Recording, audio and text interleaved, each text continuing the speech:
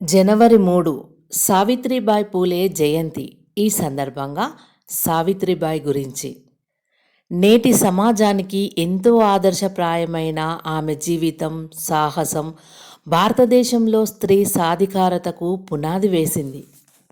అట్టడుగు వర్గాల మహిళలకు చదువు, సంపద వంటి సమస్త హక్కులు నిరాకరింపబడిన దేశంలో ఆనాటి సమాజపు కట్టుబాట్లను, బ్రాహ్మణవాద సాంప్రదాయాలను, ఆధిపత్య వర్గాలను ధిక్కరించి భారతదేశపు మొట్టమొదటి ఉపాధ్యాయురాలిగా పాఠశాలలను ప్రారంభించిన సాహసి. ఆమె మహారాష్ట్ర సతారా జిల్లాలో నయాగావ్ అనే గ్రామంలో 1831 జనవరి 3న ఒక రైతు కుటుంబంలో జన్మించింది. సావిత్రిబాయి కుటుంబానికి తెలంగాణ ప్రాంతంతో బంధుత్వం ఉందని అంటారు. ఆమె తన 9వ ఏట 12 జ్యోతిరావు పూలేను 1840వ సంవత్సరంలో వివాహమాడింది. నిరక్షరాస్యురాలిగా ఉన్న ఆమెకు భర్త జ్యోతిరావు పూలే మొదటి గురువు. జ్యోతిరావు పూలే ప్రోత్సాహంతోటే ఇంట్లోనే అక్షరాభ్యాసం చేసి విద్యావంతురాలైంది సావిత్రిబాయి పూలే.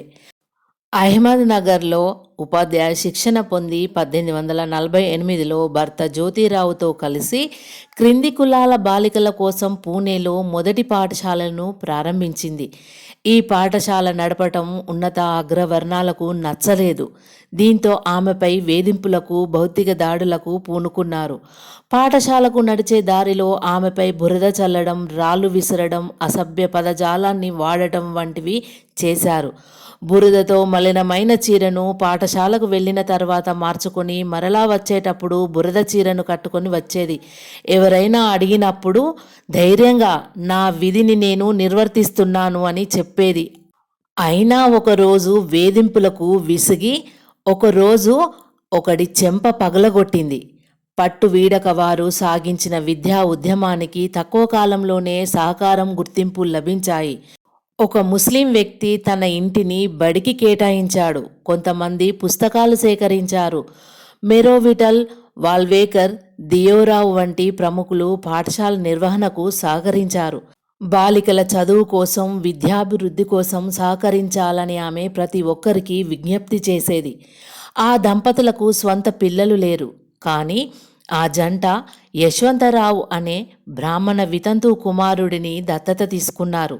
ఉపాధ్యాయురాలుగా అట్టడుగు వర్గాల మహిళలకు చదువు, సంపద వంటి సమస్త హక్కులు నిరాకరింపబడిన దేశంలో ఆనాటి సమాజపు కట్టుబాట్లను, బ్రాహ్మణవాద సాంప్రదాయాలను, ఆధిపత్య వర్గాలను ధిక్కరించి భారతదేశపు మొట్టమొదటి ఉపాధ్యాయురాలుగా పాఠశాలను ప్రారంభించి 1848 మే 12న దేశంలో బహుజనులకు మొట్టమొదటి పాఠశాలను ప్రారంభించారు. సమాజంలో ఎన్ని అవమానాలు ఎదురైనా మడమ తిప్పని ధీశాలి ఆమె. కేవలం 4 సంవత్సరాలలోనే గ్రామీణ ప్రాంతాల్లో 20 పాఠశాలలను ప్రారంభించి ఉచిత విద్యను అందించారు. 1848లోనే దేశంలో విద్యా ఉద్యమం ప్రారంభించిన మొదటి మహిళా ఉపాధ్యాయురాలు ఆమె. దళితుల స్త్రీల విద్యా వ్యాప్తికి కృషి ప్రారంభించే నాటికి ఆమె వయసు 18 సంవత్సరాలు మాత్రమే. వారి జీవితకాలంలో మొత్తం 52 పాఠశాలలను ప్రారంభించారు.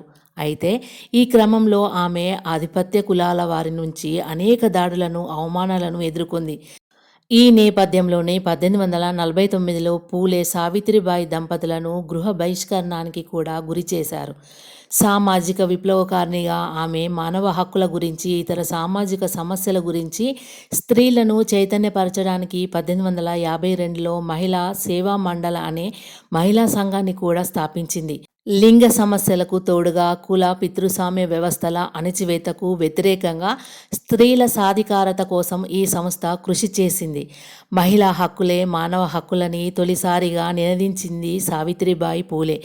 అసత్యాలతో అగ్రవర్ణ దురహంకారపు నిచ్చెన మెట్ల కుల వ్యవస్థగా నిర్మితమైన సమాజంలో సత్యాన్ని శోధించడానికి 1873లో తన భర్త మహాత్మా పూలేతో కలిసి సత్యశోధక్ సమాజ్ను ప్రారంభించి బాల్య వివాహాలకు, మూఢనమ్మకాలకు, సతీ సాగమనానికి వ్యతిరేకంగా, వితంతువు పునర్వివాహాల కొరకు, అసమాన బ్రాహ్మణ వ్యవస్థకు వ్యతిరేకంగా బలమైన ఉద్యమం నడిపారు.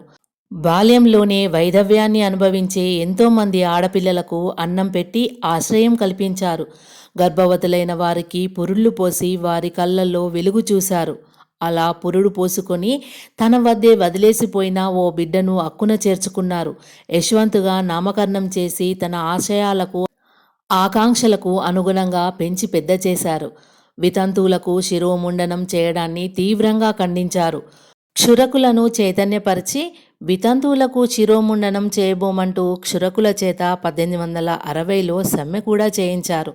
సావిత్రిబాయి తర్వాత 1873 సెప్టెంబర్ 24న సత్యశోధక్ సమాజ్ అనే సామాజిక ఆధ్యాత్మిక సంస్థను ప్రారంభించి సత్యశోధన కోసం ఉద్యమాన్ని నడిపారు. ఈ సత్యశోధక్ సమాజ్ మహిళా విభాగం సావిత్రిబాయి నేతృత్వంలో నడిచేది. వివాహాలు వంటి శుభకార్యాలను పురోహితులు లేకుండా నిర్వహించే విధానాన్ని ఈ సంస్థ ప్రారంభించింది. 1873 డిసెంబర్ 25న భార్యను కోల్పోయిన ఒక యువకునికి తన స్నేహితురాలి కుమార్తెతో సత్యశోధక్ సమాజ్ ఆధ్వర్యాన సావిత్రిబాయి వివాహం జరిపించారు. 1868 నుంచి సావిత్రిబాయి అంటరానితనానికి వ్యతిరేకంగా పోరాడారు. 1870లో ఒకసారి, 1896లో మరొకసారి దేశంలో తీవ్రమైన దుర్భిక్షం ఏర్పడినప్పుడు పూలే దంపతులు చేసిన కృషి అనన్య సామాన్యం. కరువు వాతపడిన కుటుంబాలలోని అనాథ బాలలను దాదాపు 2000 మందిని అక్కున చేర్చుకున్నారు. తమ పాఠశాలలో విద్యార్థులకు మధ్యాహ్న భోజనం ప్రారంభించారు. సావిత్రిబాయి సంఘ సంస్కర్తగానే కాదు, రచయిత్రిగా కూడా వేగుచుక్కగా నిలిచారు. 1854లో ఆమె తన కవితా సంపుటిని కావ్యపూలేను ప్రచురించింది. మరో కవితా సంపుటి పావన కాశీ సుబోధ్ రత్నాకర్ను 1891లో ప్రచురించింది. ఆమె ఉపన్యాసాలలో కొన్ని 1892లో పుస్తక రూపంలోకి కూడా వచ్చాయి. సావిత్రిబాయి భర్త జ్యోతిరావు పూలే 1890 నవంబర్ 28న మరణించడంతో సావిత్రిబాయి అంతులేని దుఃఖసాగరంలో మునిగిపోయింది. ఈ దుఃఖంలో నుంచే మరో ఆదర్శానికి శ్రీకారం చుట్టారు.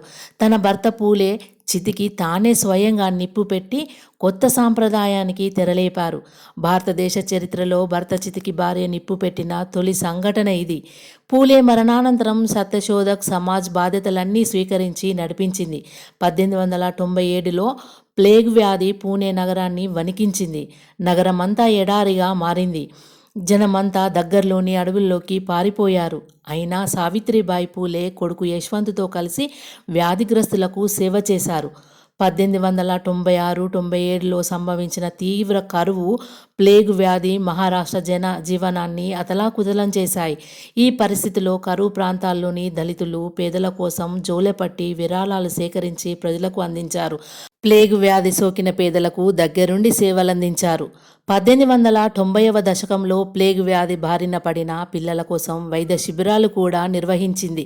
దుర్భరమైన కరువు పరిస్థితుల్లో కూడా రోజుకు 2000 మంది పిల్లలకు భోజనాలను పెట్టించింది. భారతీయ సంఘ సంస్కర్త, ఉపాధ్యాయుని, రచయిత్రి అయిన సావిత్రిబాయి పూలే నిమ్న వర్గాల అభ్యున్నతికి ఎంతో కృషి చేసిన జ్యోతిరావు పూలే భార్యగా, కులమత భేదాలకు అతీతంగా సమాజాన్ని ప్రేమించిన ప్రేమ స్వరూపినిగా, ఆధునిక విద్య ద్వారానే స్త్రీకి విముక్తి సాధ్యపడుతుందని నమ్మిన వ్యక్తి ఆమె.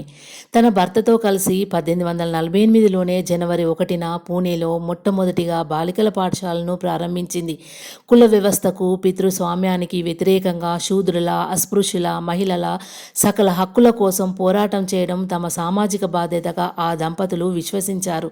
నూతన వ్యవస్థ కోసం ప్రాణాల్ని సైతం పణంగా పెట్టి సమిష్టిగా పోరాటం చేసింది. ఆమె కేవలం జ్యోతిరావు పూలే భార్యగా మాత్రమే కాక, ఆమె ఆధునిక భారతదేశంలో మొట్టమొదటి మహిళా ఉపాధ్యాయురాలు. పీడిత ప్రజలు, ముఖ్యంగా స్త్రీల విద్యాభివృద్ధికి కృషి చేసిన తొలితరం మహిళా ఉద్యమకారిణి. అందుచేతనే సావిత్రిబాయి జయంతిని భారతదేశ మహిళా ఉపాధ్యాయుల దినోత్సవంగా జరుపుకుంటున్నాం.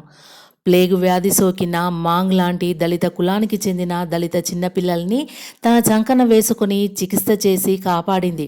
చివరికి ఆ ప్లేగు వ్యాధే ఆమెకి సోకి మార్చి 10, 1897లో మరణించింది. ఆమె దత్తపుత్రుడు యశ్వంత్ అంత్యక్రియలు నిర్వహించాడు. 1997లో భారత ప్రభుత్వం సావిత్రిబాయి జ్ఞాపకార్థం తపాలా బిళ్లను విడుదల చేసింది. పూణే విశ్వవిద్యాలయానికి సావిత్రిబాయి పేరు కూడా పెట్టారు.